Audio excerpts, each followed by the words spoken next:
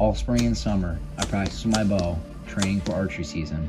I hunted every day as long as I could, waiting for a nice buck to step out. And sure enough, on November 5th, 5 o'clock in the afternoon, the giant did just that, giving me an opportunity, and I took the shot.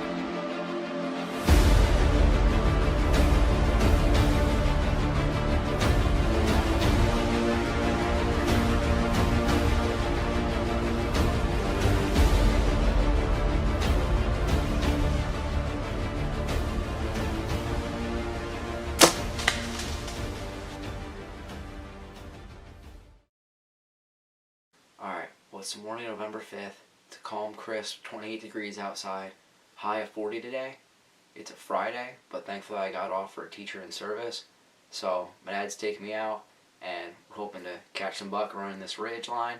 Haven't really hunted it before, but I got high hopes. First thing I'm going to do though, I'm going to take a shower to kill all this scent, then I pack up my lunch, and I'm all good to go. Alright, we got backpack, a couple extra snacks here. Pop-Tart, Nutty Buddy, and fruit snacks. Because I am an extremely healthy person, some apples, and a second thing of apples in case my dad tries to steal my apples. Cannot forget the camera.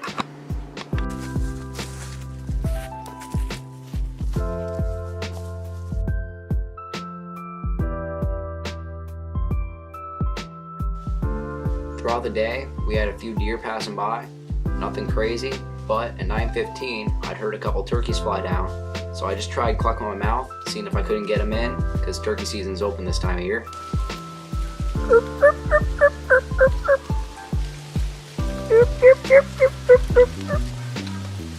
Sure enough, they came in, not all the way, but to 45 yards.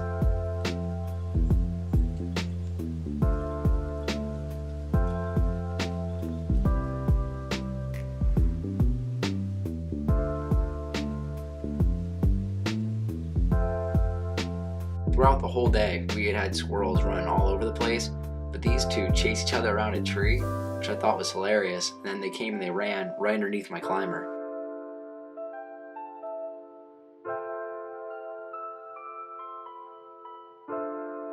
A couple hours after the squirrels left, this little buck came in and he bedded down behind me for about 45 minutes.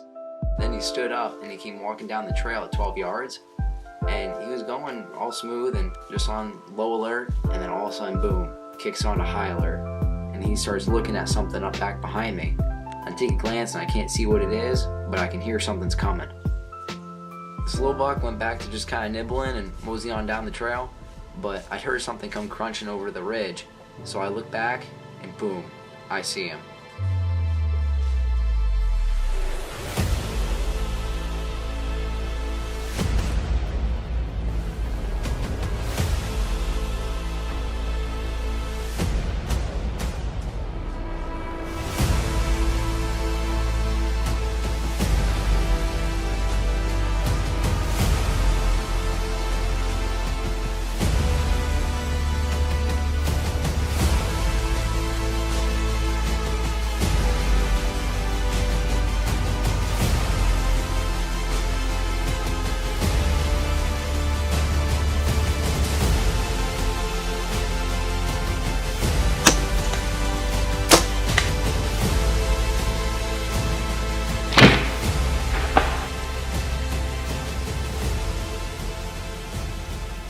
So at this point I am freaking out. I'm trying to stay as quiet as I can and not fall out of the tree, but I've just shot the biggest buck I've ever had an opportunity on. So what I did was I waited an hour in the tree and I climbed down, went over, and I looked for blood. Now, I was not very confident in my shot. When I had originally shot, he ducked a bit and the shot felt high, so I thought I shot over his back. I was actually pretty confident that I had missed him. But at the same time, all those nerves and stuff, I was still excited to get down there and take a look. So I wait an hour, I jack down out of the tree, I go over and I look for my arrow. I can't find the arrow. I'm looking around maybe in like a 10-yard area from where I shot him. I'm like, alright, I guess I did shoot over him and maybe the arrow kept on going down the hill. So I go back up and I put on my climber. I decide I'm going to walk out basically the same way that the buck ran, but in doing so I'm just going to look wherever I see like his tracks where he kicked up the leaves, and I'm just going to look for little bits of blood or something as I'm going, because I am confident that I missed, but it's worth a try. So sure enough, I put on my pack, I get walking, and I get maybe like 15 yards down the trail, and bang, I find first blood. So here's the first spot I found, and then blood, more blood, more blood, more blood, more blood. Alright, well the sun set a little bit ago. What I think I'm gonna do is I'm just gonna really slowly and quietly creep out of here. And as I said before, I am going extremely wide around this. I'm gonna take my time, because the last thing I want to do is bump this buck. He could be dead at like 60 yards from where I hit him, just bleeding out. And if I bump him, I'm up on a ridge right now. He can go forever. So I'm gonna take my time. I'm gonna really slowly walk out here. It's been an hour and a half since I shot him.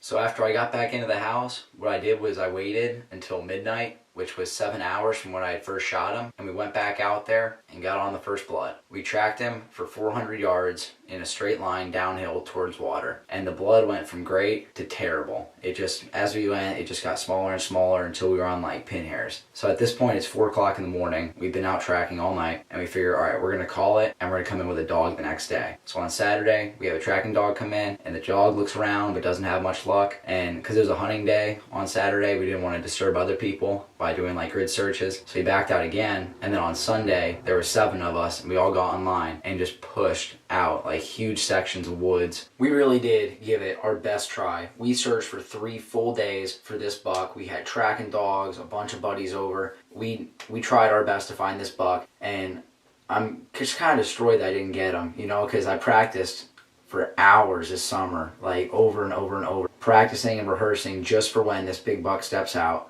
or any big buck, and it didn't go down the way I like it to.